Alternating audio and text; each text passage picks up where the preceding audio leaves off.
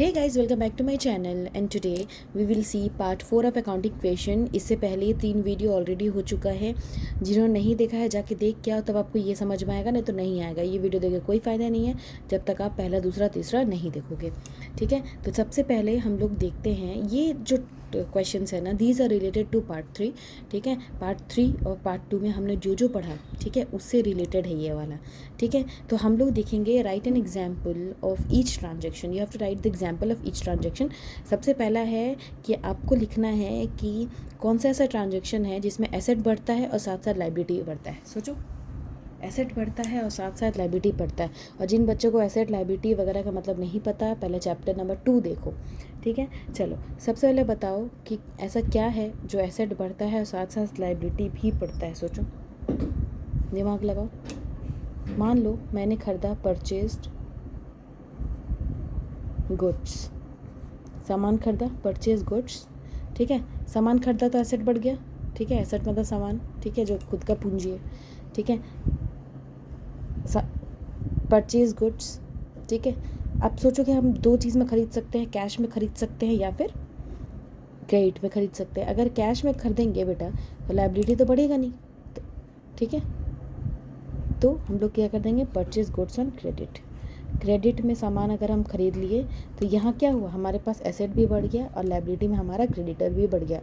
So first इसका example होगा purchase goods on credit. ठीक है, दूसरा सोचो क्या होगा, तुम सोचो दूसरा क्या होगा जिसमें आपका एसेट जो है वो बढ़ेगा और लायबिलिटी में भी बढ़ेगा। इसका मतलब आपको एक और एग्जांपल बताना है जिसमें एसेट भी बढ़ रहा है, लायबिलिटी भी बढ़ रहा है। सोचो, बैंक लोन। बैंक लोन जब हम लेते हैं, ठीक है, तो हमारा पैसा आ गया हमारे पास, लेकिन लायबिलिटी भी तो बढ़ गया, लोन हमें चुकाना होगा ना।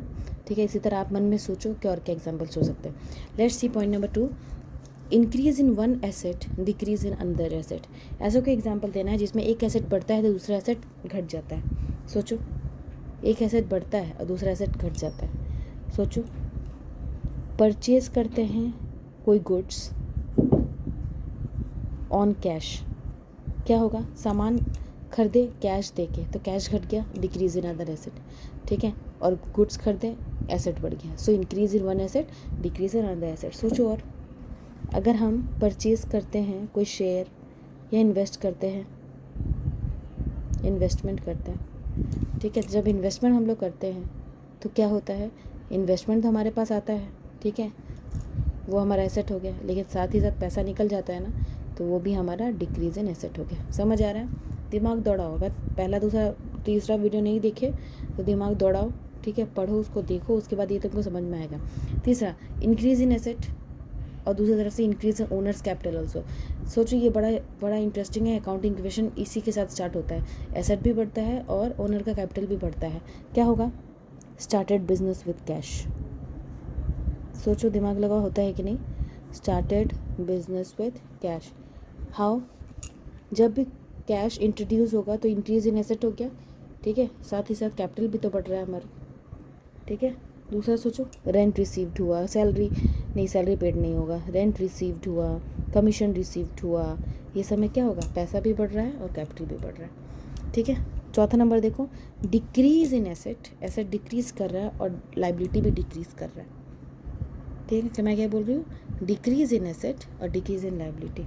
इसका मतलब क्या कर रहे हैं हम लोग, पेमेंट कर रहे हैं टू क्रेडिटर, या बैंक लोन लिए हैं उसको पेमेंट कर रहे हैं। ठीक है, तो जब पेमेंट कर रहे तो पैसा निकल जा रहा है। ठीक है, निकल गया हमारा पैसा, पैसे से ना पेमेंट कर रहे हैं, और साथ ही साथ क्या हो रहा है, हमारा डिक्रीज इन लाइबिलिटी भी हो रहा है। ठीक है, हमारा क्रेडिटर कम हो जा रहा है, जो हमने बढ़ा कर रखा था वो कम हो जा रहा है। ठीक है, नेक्स्ट देखें, लास्ट है डिक्रीज इन एसेट और डिक्रीज इन ओनर्स कैपिटल, मतलब कैपिटल भी घट रहा है और एसेट भी घट रहा है। सोचो, ये होता है ड्राइंग। कैसे ड्राइंग होगा, ड्राइंग का मतलब जब ओनर जो है अपन पैसा निकाल लेता है बिजनेस से, तो पैसा निकाल लेता है तो कैश भी घट जाता है और ओनर्स कैपिटल भी घट जाता है। पेड रेंट, सैलरी पेड, ये सब में क्या होता है, कैश भी कम होता है और उधर से कैपिटल भी कम हो जाता है। समझ आया, चलो हम लोग देखते हैं अब नेक्स्ट टॉपिक। चलो, तो हमारा नेक्स्ट टॉपिक है बेटा डेबिट एंड क्रेडिट। बड़ा इंटरेस्टिंग टॉपिक है और एक बार समझ में आ जाएगा तो सब समझ में आ जाएगा आपको, ठीक है। एक चीज़ ध्यान रखना कि जब भी हम अकाउंट्स बनाते हैं that these are divided into two parts, that is debit and credit, ठीक है। Debit will be on left side और credit will be on right side, हमेशा हमेशा हमेशा, ठीक है। कभी ऐसे नहीं होगा कि इधर ही आ गया इधर ही आ गया, कभी नहीं होगा, ठीक है। सो this side, this is your left side, so left side will be what, the left side will be debit side and this side will be credit side, ठीक है। यहाँ पे मैंने लिख दिया है लेफ्ट साइड को बोलते हैं डेबिट साइड और राइट साइड को बोलते हैं credit side. So what is the rules of debit and credit? देखो, देयर आर टू रूल्स, ठीक है। फर्स्ट है अमेरिकन अप्रोच, उसी को बोलते हैं मॉडर्न अप्रोच, और दूसरा है इंग्लिश अप्रोच और उसी को बोलते हैं ट्रेडिशनल अप्रोच। दोनों पढ़ेंगे हम लोग, ठीक है। लेकिन सबसे पहले हम लोग अमेरिकन अप्रोच पढ़ेंगे और ये जो इंग्लिश अप्रोच है ये हम लोग दूसरे चैप्टर में पढ़ेंगे, ठीक है। सो अमेरिकन अप्रोच में बेटा जो rule of debit and credit होता है ना, वो डिपेंड करता है कि आप किस तरह का अकाउंट बना रहे हैं, ठीक है। किस तरह का अकाउंट बन रहा है उसी के ऊपर डेबिट और क्रेडिट क्या होता है, रिले करता है, ठीक है। तो देखो, अब आप सोचोगे कि मैम नेचर ऑफ अकाउंट क्या होता है। See there are 5 natures of account, याद रखना है, बस ये 5 ही है नेचर ऑफ अकाउंट। क्या क्या? फर्स्ट है हम लोग एसेट अकाउंट, दूसरा है हमारा लायबिलिटी अकाउंट, तीसरा है हमारा कैपिटल अकाउंट, चौथा है हमारा रेवेन्यू और इनकम अकाउंट, कोई इनकम हो रहा है उसका अकाउंट, और पाँचवा है कोई एक्सपेंस और लॉस हो रहा है उसका अकाउंट। ये ऑलरेडी मैंने सब कुछ आपसे चैप्टर नंबर 2 जब पढ़ाया था बेसिक अकाउंटिंग टर्म्स, उसमें डिस्कस किया था। नहीं देखा तो पहले वो देखो, ठीक है, तो आपको ज़्यादा समझ में आएगा, ठीक है। तो आप सोच रहे होंगे कि मैम एसेट अकाउंट क्या होता है, ठीक है। देखो, जितना भी ऑर्गेनाइजेशन का जितना भी लैंड है, बिल्डिंग है, कैश है, बैंक है, इन्वेंट्री है, प्रीपेड्स है, ये सब क्या है, एसेट है। लायबिलिटी क्या हो गया, कोई बिल देना है, क्रेडिटर को पैसा देना है, कोई शॉर्ट टर्म लोन ले लिया, ठीक है, मान लो काम कर दिया पर पैसा नहीं मिला, ठीक है, तो वो सारे क्या है, लायबिलिटी है। तीसरा क्या है, कैपिटल। कैपिटल मतलब होता है ओनर का पैसा, ठीक है। चौथा क्या है बेटा, रेवेन्यू और इनकम अकाउंट, कोई इनकम हो रहा है मतलब इंटरेस्ट मान लो तुमको मिल गया, मतलब ऑर्गेनाइजेशन को फीस रिसीव्ड हुआ, रेंट रिसीव्ड हुआ, कमीशन रिसीव्ड हुआ, ये सब क्या है बेटा, रेवेन्यू है, ठीक है। लॉसेस क्या हो गया, रेंट पेड कर रहे हैं, फिर तुम्हारा सैलरी पेड कर रहे हैं, ये सब हमारा क्या हो गया, एक्सपेंस हो गया। ये आपको पांचों समझ में आया। सो अमेरिकन अप्रोच में बेटा there are 5 nature of account, याद रखना। क्या आप बोलो मेरे साथ, there are 5 nature of account in American approach. First क्या है बेटा, एसेट अकाउंट, पहला क्या है बेटा, एसेट अकाउंट, दूसरा क्या है, लायबिलिटी, तीसरा क्या है, कैपिटल, चौथा क्या है, रेवेन्यू और इनकम, और पांचवा है लॉसेस और एक्सपेंसेस। या आप ऐसे भी बोल सकते हो, एसेट बोल दिया, कैपिटल बोल दिया, लायबिलिटी बोल दिया, वैसे कुछ नहीं, बस याद रखना 5 अकाउंट होते हैं, ठीक है। हम लोग अब आगे जो पढ़ेंगे ये 5 अकाउंट को ही देख के पढ़ेंगे, किसमें, अमेरिकन अप्रोच में, ठीक है। और ये जो ट्रेडिशनल अप्रोच है हम लोग दूसरे चैप्टर में पढ़ेंगे, ये तो और मज़ेदार है, ठीक है। चलो ये समझ लो और वो भी समझ रहा जो मैं अभी बता रही हूँ अभी। चलो देखते हैं। चलो अब हम लोग ये देखते हैं कि आप सोचोगे मैम ये क्या लिख दिया, ठीक है। देखो 5 अकाउंट था, 5 अकाउंट मैंने तुमको बताया कि देयर आर 5 अकाउंट्स, ठीक है। 5 nature of account, asset, liability, capital, losses और रेवेन्यूज़, ठीक है। अब ना ये जो अप्रोच है अमेरिकन अप्रोच, ये बेटा ये तुम्हारा कैसे बनता है, इसका क्वेश्चन कैसे बनता है, बड़ा सिंपल है। कभी भी जब तुम एसेट देखोगे, अगर एसेट बढ़ रहा है तो डेबिट साइड लिखना, ठीक है। डेबिट साइड किस साइड होता है बताओ, ऐसे जब हम लोग लाइन खींचते हैं तो डेबिट साइड किस साइड होता है, इस साइड होता है, हमेशा याद रखना लेफ्ट साइड होता है, ठीक है। डेबिट साइड किस साइड होता है, लेफ्ट साइड होता है, ठीक है। सो कभी भी जब एसेट बढ़ता है तो डेबिट होगा, एसेट घट जाता है तो क्रेडिट होगा, याद रखना। मैंने क्या बोला, कैश रिसीव्ड होगा तो डेबिट साइड लिखना, ठीक है। कैश पेड होगा, ठीक है, तो किस साइड लिखोगे, क्रेडिट साइड लिखोगे, सिंपल सा चीज़ है, ठीक है। अब यहाँ तो आप सोचोगे कि मैम आप एसेट के बाद तो आप लायबिलिटी बताए थे, ठीक है, तो मैंने बोला सिंपल ये 5 याद रखना, लिखना जैसे भी है। ये मैंने यहाँ पे लॉसेज इसलिए लिखा ताकि आपको अच्छा समझ में आ जाए। अब लॉसेज और एक्सपेंसेस का बेटा सेम है, अगर इंक्रीज़ हो रहा है लॉसेज और एक्सपेंसेस तो डेबिट करोगे, अगर डिक्रीज़ कर रहा है लॉसेज एंड एक्सपेंसेस तो क्रेडिट करोगे, ठीक है। ये दोनों समझ में आ गया, सिंपल है। एसेट अकाउंट में अगर if asset will increase that will be shown in debit side, if asset will decrease credit side, ठीक है। पैसा दिखाना होगा ना हमको। लॉस हो रहा है, ठीक है, ये एक्सपेंसेस हो रहा है, अगर इंक्रीज़ कर रहा है, इंक्रीज़ हो रहा है एक्सपेंसेस, अगर हम सैलरी पे कर रहे हैं, ठीक है, तो हमारा क्या हो रहा है, इंक्रीज़ हो रहा है ना, ठीक है, तो हमें डेबिट साइड लिखना होगा, ठीक है। उसी तरह अगर कोई एक्सपेंसेस हमारा डिक्रीज़ कर रहा है, कम हो रहा है, ठीक है, तो हमको उसको क्रेडिट साइड लिखना है। फिर मान लो लायबिलिटी अकाउंट बनता है। अब बेटा ये लायबिलिटी, कैपिटल, रेवेन्यू, याद करने का तरीका बता रही हूँ। लायबिलिटी, कैपिटल, रेवेन्यू, ये तीनों जस्ट उल्टा काम करता है ये दोनों से। अगर इंक्रीज़ करेगा तो क्रेडिट होगा, डिक्रीज़ करेगा तो डेबिट होगा। यहाँ सीधा सीधा चल रहा था, इंक्रीज़ करेगा डेबिट, डिक्रीज़ करेगा क्रेडिट। यहाँ भी इंक्रीज़ करेगा डेबिट, डिक्रीज़ करेगा क्रेडिट। ये तीनों लायबिलिटी, कैपिटल और इनकम, ये तीनों अगर इंक्रीज़ करेगा तो क्रेडिट, और ये तीनों अगर डिक्रीज़ करेगा तो डेबिट। एकदम दिमाग में डाल लो, बड़ा सिंपल है, ठीक है। एसेट और एक्सपेंसेस को छोड़ के तीनों जो है बचा वो सब उल्टा काम करता है। अगर बढ़ेगा तो क्रेडिट में दिखाएंगे, अगर घटेगा तो डेबिट में दिखाएंगे, ठीक है। चलो एक क्वेश्चन है तुम्हारे लिए और मेरे लिए भी, मतलब मैं अभी सॉल्व करूँगी। देयर इज वन क्वेश्चन, आपको लिखना है in which side will the increase item will be recorded. मतलब समझिए ये सब बढ़ रहा है तो किधर लिखना होगा, ठीक है। डेबिट साइड लिखना होगा, क्रेडिट साइड लिखना होगा। बताओ, कैश है, जल्दी बताओ। कैश अगर बढ़ रहा है, या तो इंक्रीज आइटम बोला है ना, ठीक है। कैश अगर बढ़ रहा है तो किधर लिखेंगे? जो कैश हमारा क्या है, एसेट है ना, तो एसेट अगर बढ़ेगा तो किधर लिखेंगे? डेबिट में लिखेंगे। कहाँ लिखेंगे बेटा? डेबिट में लिखेंगे। मशीनरी क्या है हमारा, एसेट है ना, तो एसेट अगर बढ़ेगा तो कहाँ लिखेंगे? डेबिट में लिखेंगे। क्रेडिटर, क्रेडिटर क्या है हमारा, जिसको हम पैसा देंगे, हमारा लायबिलिटी है, तो लायबिलिटी बढ़ेगा तो कहाँ? इंक्रीज लिखा हुआ है, ठीक है। इंक्रीज इन लायबिलिटी कहाँ लिखाएगा? क्रेडिट में लिखाएगा। ध्यान दे दिया ना। ड्राइंग, कोई हमारा कैपिटल से पैसा निकाल लेता है, कैपिटल से पैसा अगर निकाल लेगा, ठीक है, तो क्या होगा? सोचो क्या होगा? कैपिटल से अगर पैसा निकाल लेगा, कैपिटल डिक्रीज हो गया ना, ठीक है, तो डेबिट होगा। अब कैपिटल से पैसा निकालता नहीं है, सॉरी, यहाँ पे क्या लिखा हुआ है? इंक्रीज हो रहा है ना, इंक्रीज होगा तो क्रेडिट होगा, अगर डिक्रीज होता है तो डेबिट होता है। ओनर्स कैपिटल, इंक्रीज हो रहा है ओनर्स कैपिटल, मतलब कैपिटल इंक्रीज हो रहा है, क्रेडिट होगा। जो सिंपल सा चीज़ है, इसी फॉर्मूला पे चलना है, ठीक है। इंटरेस्ट रिसीव हुआ, इंटरेस्ट मतलब हमारा एक इनकम तो हो गया, रिसीव हो रहा है मतलब बढ़ रहा है, ठीक है, रिसीव हो रहा है, यहाँ पे इंक्रीज है, बढ़ रहा है तो क्रेडिट होगा। सिंपल है। सैलरी हम पे कर रहे हैं, सैलरी पे कर रहे हैं, ठीक है, तो हमारा ये है एक्सपेंसेस है ना, सैलरी पे कर रहे हैं तो जब हमारा सैलरी पे कर रहे हैं तो यहाँ क्या होगा बताओ, सोचो। सिंपल है, सैलरी जब पे करते हैं तो हमारा तो एक्सपेंसेस तो बढ़ रहा है, ठीक है, तो डेबिट हो। बड़ा सिंपल है, कुछ नहीं इसमें, ठीक है। आई होप आपको याद हुआ होगा। एसेट और लॉसेस को छोड़ के सब उल्टा काम करता है, ठीक है। एसेट और एक्सपेंसेस में अगर बढ़ेगा तो डेबिट, घटेगा तो क्रेडिट, इस तीनों में उल्टा काम करता है। अगर बढ़ेगा तो क्रेडिट, घटेगा तो डेबिट। कोई डाउट है? ठीक है, सिंपल है, ये पूरा समझ में आ गया होगा आपको, ठीक है। अब हम लोग चलते हैं क्वेश्चंस में कि जो ये जो प्रॉपर जो बेटा ये टी शेप है, ये जो मैंने तुमको टी शेप बनाना सिखाया, ठीक है, यहाँ पे अब इस पे ये क्यों बनता है टी शेप? ताकि हम एक पर्टिकुलर किसी का अकाउंट बना सके, या तो फर्नीचर का बनाए, या किसी पर्सन का अकाउंट बनाए। तो हम लोग चलो बना के देखते हैं, और कैसे हम लोग वो इंक्रीज़ और डिक्रीज़ वाला को पोस्ट करके देखते हैं। चलो तो ये क्वेश्चन है, इसमें आपको बनाना है एक T shape account for furniture. किसका अकाउंट बनाना है?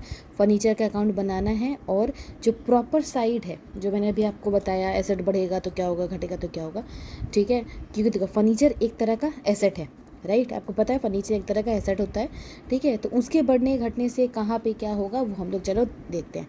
बताओगे आप, आंसर बताओगे आप, ठीक है, मैं बस लिखूँगी।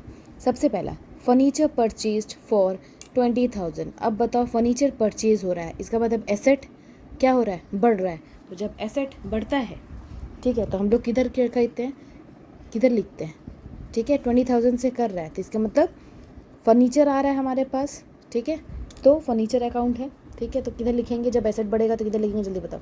Yes, very good. जब एसेट बढ़ेगा तो हम लोग उसको डेबिट साइड लिखेंगे। किससे खरीदे? कैश से खरीदे, ठीक है। कितना में खरीदे भाई? 20,000 रुपये में खरीदें। इसका मतलब जब भी इंक्रीज इन एसेट होगा इधर लिखेंगे, ठीक है। दूसरा है फर्नीचर सोल्ड। अब फर्नीचर जा रहा है तो फर्नीचर क्या हो रहा है भाई? डिक्रीज़ हो जा रहा है। तो जब भी डिक्रीज़ हो रहा है, ठीक है, तो किधर लिखेंगे? और याद रखना, debit side to, credit side by. जाएगा तो बाय, आएगा तो टू, ठीक है। By what? अब यहाँ पे जा रहा है 2 नंबर पे, ठीक है, तो क्या होगा? By cash. बेच दिए तो कैश आ रहा है हमारे पास, फर्नीचर जा रहा है कितना? 5,000 का। तीसरा देखते हैं, फर्नीचर अगेन परचेस, फिर से परचेस कर लिए भाई, तो फिर लिखो टू कैश। आप सोचेंगे मैम पता कैसे चलेगा किसका टू कैश है, यहाँ पे ना डेट का भी कॉलम रहता है, वो आगे दिखाऊंगी। ठीक है, टू कैश कितना 8,000।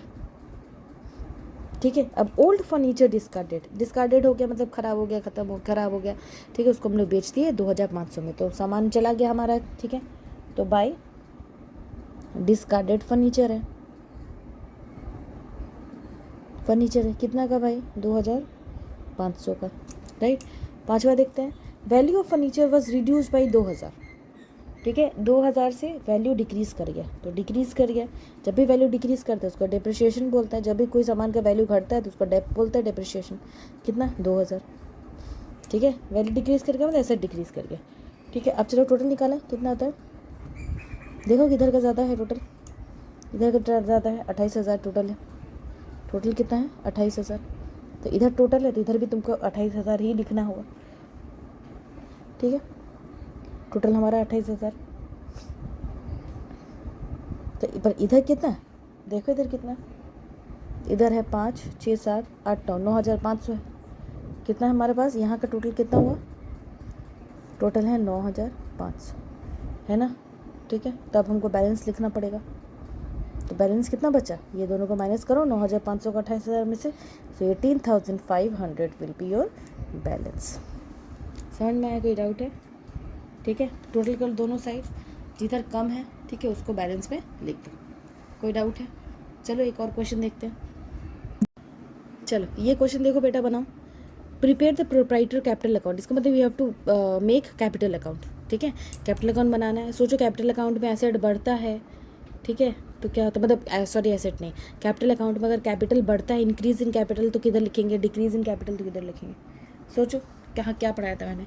तो चलो सबसे पहले स्टार्टेड बिजनेस विद कैश, इसका मतलब कैपिटल अकाउंट में क्या हो रहा है, पैसा आ रहा है, मतलब इंक्रीज इन कैपिटल। तो मैंने आपको क्या बताया था कि जब भी कैपिटल बढ़ेगा तो किधर लिखेंगे, हमेशा क्रेडिट साइड लिखेंगे, क्रेडिट साइड है ना, क्रेडिट डेबिट। ठीक है, यहाँ पे क्वेश्चन में डेट दिया रहेगा, ठीक है, तो अब डेट की जगह डेट लिख देना।